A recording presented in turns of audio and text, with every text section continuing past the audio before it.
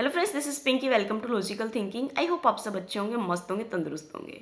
आज हम करेंगे स्ट्रेट लाइन। देखो, सुबह उठ के 5 बजे भी मैं आपके लिए वीडियो बना रही हूँ क्योंकि एक दिन में 2 पीपीटी बनाना और उन दोनों ही पीपीटी को कराना बहुत ज़्यादा टाइम चला जाता है। और दिन में फिर घर का भी काम होता है, बच्चा भी है और थोड़ा हस्बैंड को भी देखना पड़ता है, वो छुट्टी आए हुए हैं इस वजह से। तो प्लीज़ अगर आपको मेरा कंटेंट पसंद आता है तो लाइक, शेयर और सब्सक्राइब ज़रूर करना और अपने दोस्तों में भी कमेंट करना अगर आपको पसंद आता है तो। ओके, टाइम वेस्ट नहीं करेंगे, हम अपना टॉपिक स्टार्ट करेंगे।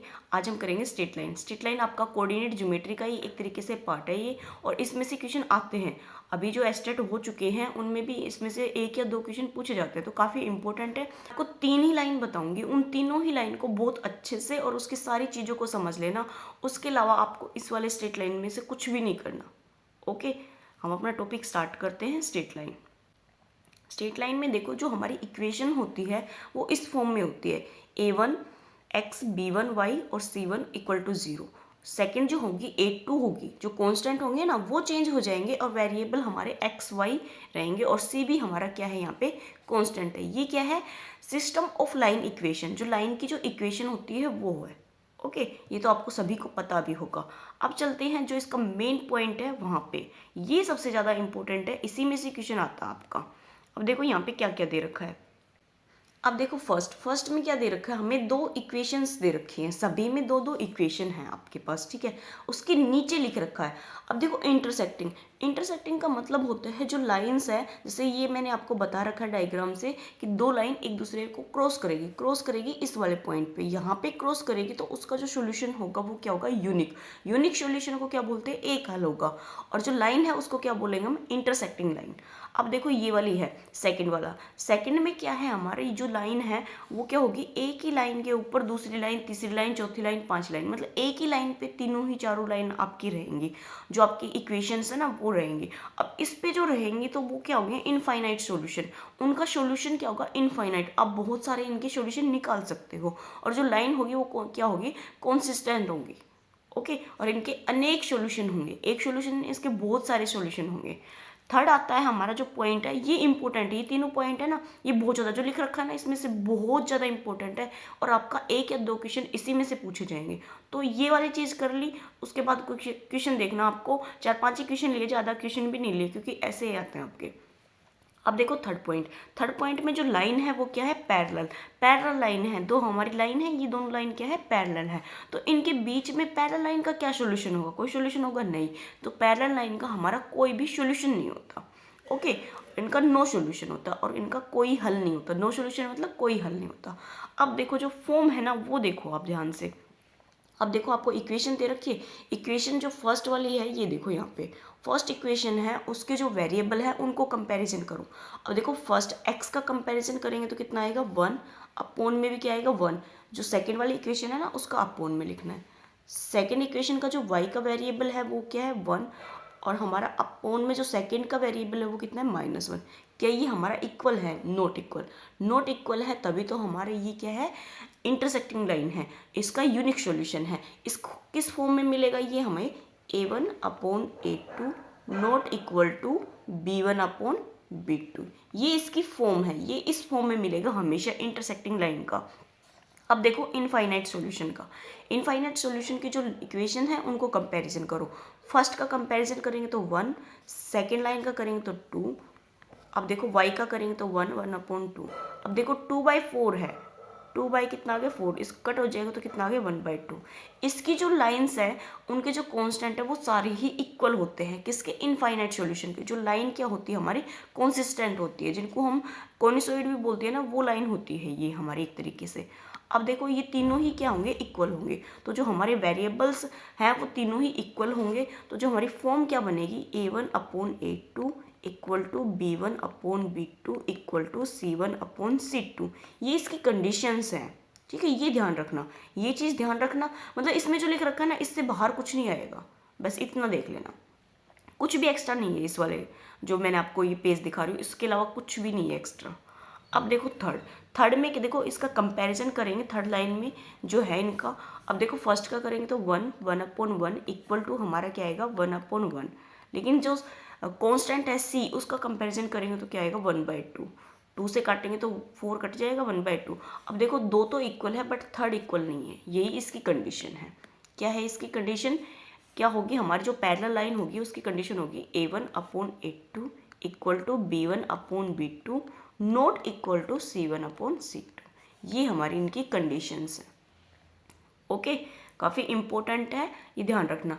बस ये चीज़ें देखना, एक तो जो यहाँ मैं आपको लिख रही हूँ नीचे, ये तीनों ही ये चीज़ें ध्यान रखना कंडीशन। साथ में आपको देखना है कि जो इंटरसेक्ट करेगी लाइन उनका हमारा यूनिक सॉल्यूशन, यूनिक सॉल्यूशन होगा, एक हल होगा। ठीक है, अगर हमारी जो लाइन है वो क्या है, कॉन्सिस्टेंट है, तो कॉन्सिस्टेंट है तो जो सॉल्यूशन होगा वो क्या होगा, इनफाइनाइट, मतलब बहुत सारे सॉल्यूशन होंगे, एक सॉल्यूशन नहीं होंगे, बहुत सारे सॉल्यूशन होंगे, अनेक हल होंगे।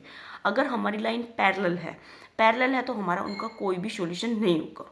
बस आपको ये चीज़ें ध्यान रखनी है, और साथ में जो मैं आपको बताई है ये वाली चीज़ें जो बॉक्स में मैंने डाली है ये ध्यान रखना, और कुछ ध्यान नहीं रखना इसमें। अब देखो इस पे बेस्ट क्वेश्चन है। अब देखो हमें क्वेश्चन दे रखा है, find the following pair of the equation. आपको इक्वेशन दे रखी है और इससे देखना है कि ये आपकी क्या है, जो इक्वेशन है ना इससे हमारा क्या निकल के आता है। अब जो इक्वेशन है, जो मैंने आपको कंडीशन बताई है, तीनों ही जो बॉक्स में डाली है वो चेक करनी है। इनके जो कांस्टेंट है उनको कंपैरिजन करो। अब फर्स्ट का कितना है, x का 4/3 अपोन में क्या आएगा, सेकेंड लाइन का 2 इक्वल हमारा कितना आएगा, 2/3 इक्वल किसका आएगा, 8/12। अब इसको थोड़ा सोल्व करो। अब देखो 4 कितना आ जाएगा, 6 इक्वल टू 2/3 इक्वल टू हमारा 8/12। अब ये कट जाएंगे, 2 से काटेंगे 3, 2 से काटेंगे 2 से काटेंगे तो 2, 2 से काटेंगे तो 3, और 4 से काटेंगे तो 2, और 4 से काटेंगे 3, तो 2/3 इक्वल टू 2/3 इक्वल टू 2/3। तो ये हमारी कौन सी कंडीशन बन रही है, ये हमारी जो कॉन्सिस्टेंट है ना उसकी कंडीशन बन रही है। अब इसमें तीनों ही क्या है, आपके इक्वल है, तीनों ही इक्वल है, तो लाइन के जो सॉल्यूशन होंगे वो मैनी सॉल्यूशन होंगे। देखो पीछे देखो एक बार, ये देखो जो हमारी लाइन है वो क्या बन रही थी, तीनों ही इक्वल बन रहे थे, तो तीनों ही इक्वल बनते हैं तो उसकी जो कंडीशन होती है वो क्या होती है, हमारी कॉनिसॉइड होते हैं, इनफाइनाइट सॉल्यूशन होते हैं। अब देखो उस क्वेश्चन में, अब वो क्या होगा हमारा, वो होगा हमारा कंसिस्टेंट डिपेंडेंट वर्क।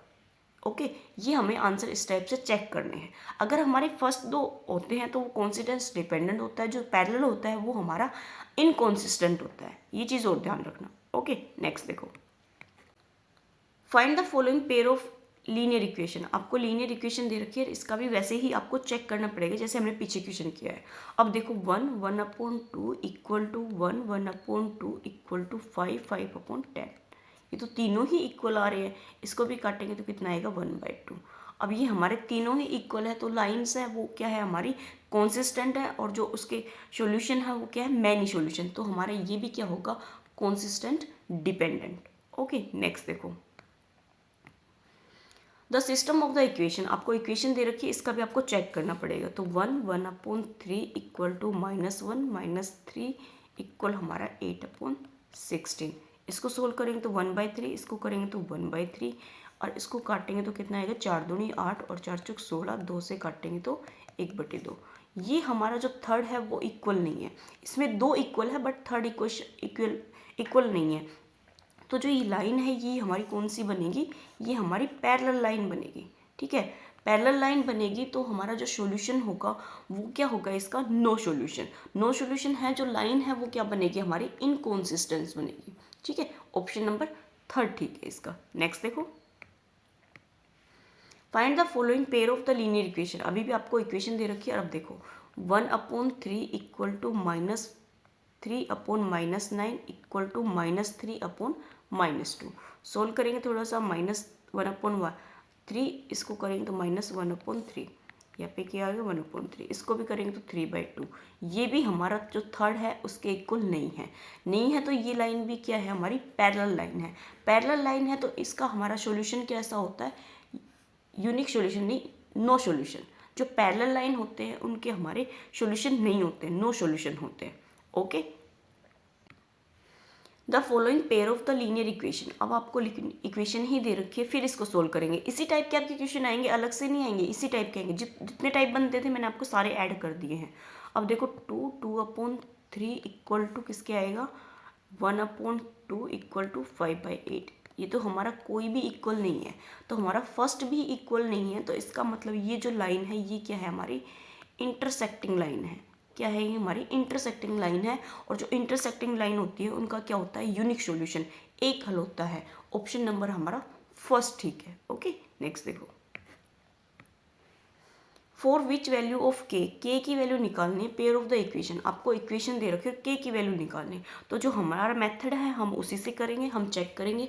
तो फर्स्ट का क्या है, हमारा के अपॉन हमारा 12 है। अब देखो इस वाले जो इक्वेशन है इसको चलो रहने दो, ऐसे ही रहने दो, ठीक है। आप कंपैरिजन करो, 3 अपॉन के इक्वल टू हमारा कितना है, के माइनस 3 अपॉन के। अब देखो इसके क्या दे रखे, नो सॉल्यूशन है।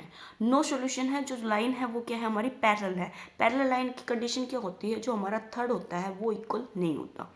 अब हमने फर्स्ट दो उठाने हैं, इनका सॉल्यूशन करना है, इन दोनों को उठाएंगे। तो देखो के की के से मल्टीप्लाई करेंगे तो के स्केयर, और 12 की करेंगे 3 से तो कितना आएगा 36। तो के की जो वैल्यू आएगी वो आएगी +-6।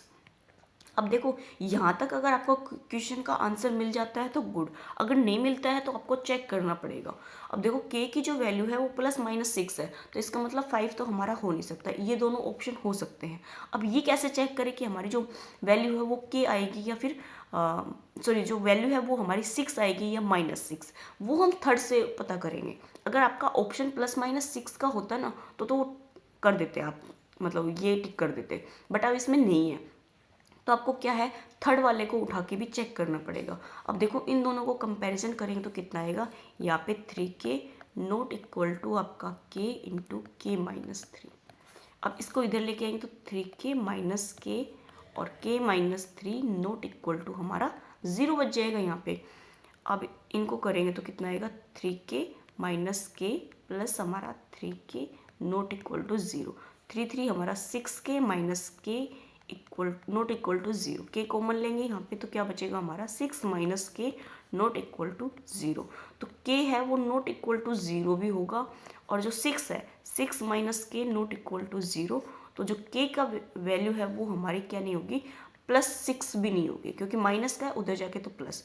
तो जो हमारी वैल्यू है वो क्या क्या नहीं होगी, हमारी 0 भी नहीं होगी और 6 भी नहीं होगी। तो हमारा आंसर क्या होगा, फर्स्ट -6 होगी। ये आपको चेक करके देखना पड़ेगा। यहाँ तक अगर आपको क्वेश्चन में आंसर मिल जाता है तो गुड, नहीं मिलता तो आपको ये वाली कंडीशन भी चेक करनी पड़ेगी, तीनों ही कंपैरिजन करके। ओके, नेक्स्ट देखो, if the pair of the equation, आपको इक्वेशन दे रखी है और दो इक्वेशन दे रखी है, has the unique solution. Unique solution का मतलब है जो लाइन है वो क्या करेंगे, इंटरसेक्ट करेंगे। इंटरसेक्ट करती है तभी हमारा यूनिक सॉल्यूशन होता है, सिर्फ एक हल होता है। अब देखो कंपैरिजन करेंगे तो 2 अपॉन पी इक्वल टू हमारा 3 अपॉन -6, मल्टीप्लाई कर लेंगे क्रॉस तो माइनस का 12 इधर आ जाएगा 3p, 3 से काटेंगे तो 4p, जो p की वैल्यू है वो कितने आ जाएगी, -4। अब -4 हमारा ऑप्शन नंबर 1 ठीक है। ओके, सेकंड क्यों नहीं हुआ, जैसे हम कुछ लिखते हैं उसके बाद ये वाला नहीं लगा देते चिन्ह, इसको क्या बोलते हैं हम, योजक चिन्ह, तो वो है ये, ठीक है, ये इसलिए नहीं हुआ। नेक्स्ट देखो, अब देखो ये इंपॉर्टेंट है, इससे आपके क्वेश्चन आते हैं, मतलब या तो जो मैंने आपको पीछे कराया है वैसे क्वेश्चन बनेंगे, या जो मैं अभी 2 क्वेश्चन कराऊंगी वैसे बनेंगे। अब ये एग्जामिनर पे डिपेंड करता है कि वो क्या डालता है। अब देखो आपको लाइन दे दी और ये पूछ रहा है इसमें ट्रू कौन सा है। अब लाइन दे दी, अगर हमारे फर्स्ट दोनों के जो कांस्टेंट है वो इक्वल नहीं होता तो हमारा यूनिक सॉल्यूशन होता है, ये तो हमारा राइट है। अगर हमारे तीनों ही इक्वल होते हैं तो जो हमारी लाइन होती है वो क्या होती है, कॉन्सोइड होती है, या हम कह सकते हैं वो कंसिस्टेंट होती है। तो जो सॉल्यूशन होंगे वो क्या होंगे, हमारे इनफाइनाइट सॉल्यूशन होंगे, ये भी ठीक है। थर्ड में क्या है, हमारा थर्ड इक्वल नहीं है सी, तो थर्ड इक्वल नहीं है तो हमारा नो सॉल्यूशन होता है। तो इसका मतलब हमारे जो सारे ही जो ऑप्शन है वो ठीक है। ओके, नेक्स्ट देखो,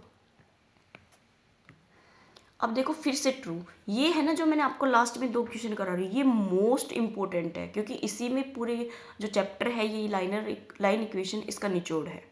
अब देखो ट्रू लाइन पूछी है, यूनिक सॉल्यूशन होता है तो हमारी जो लाइन है वो इंटरसेक्ट करती है, ये भी ठीक है। अगर हमारा इनफाइनाइट सॉल्यूशन होता है तो ये हमारी जो लाइन होती है वो कहते हैं कॉन्सिस्टेंट होती है। नो सॉल्यूशन होता है तो जो हमारी लाइन होती है वो पैरेलल होती है। तो हमारे सारे ही ऑप्शन ठीक है। या आपको ऐसा हो सकता है कि जैसे ऊपर नीचे दे दे, सिर्फ एक ही लाइन आपको ठीक दे दे, ये वाली लाइन ठीक दे दे, तो भी आपको ये पता होना चाहिए कि नो सॉल्यूशन की जो कंडीशन होती है वो किस में होती है। ओके, नेक्स्ट देखो, अब देखो ये वाला है ना, मैंने जो पेडागोजी है सब्जेक्ट से रिलेटेड उसमें आ सकता है, इसलिए मैंने इसको ऐड कर दिया। इसको एक बार देख लेना, क्या पता आ भी जाए। उसमें दे रखा था तो मुझे लगा ऐड कर देती हूँ, क्या पता आ जाए। 4 ऑप्शन दे दे और पूछ ले कि लाइन इक्वेशन का कौन सी जो मेथड है वो नहीं है, तो ये थोड़ा सा हो भी सकता है इंपॉर्टेंट, नहीं भी। एक बार बस आप देख लेना। अब देखो method of the solving line equation. Line equation को हम कैसे कैसे सोल्व कर सकते हैं?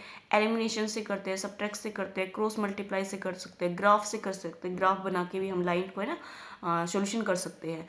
कोरस्पॉन्डिंग मेथड से भी कर सकते हैं। ये आपके 5 मेथड है, पांचों इंपॉर्टेंट हो भी सकते हैं, नहीं भी। एक बार आप इनको देख लेना।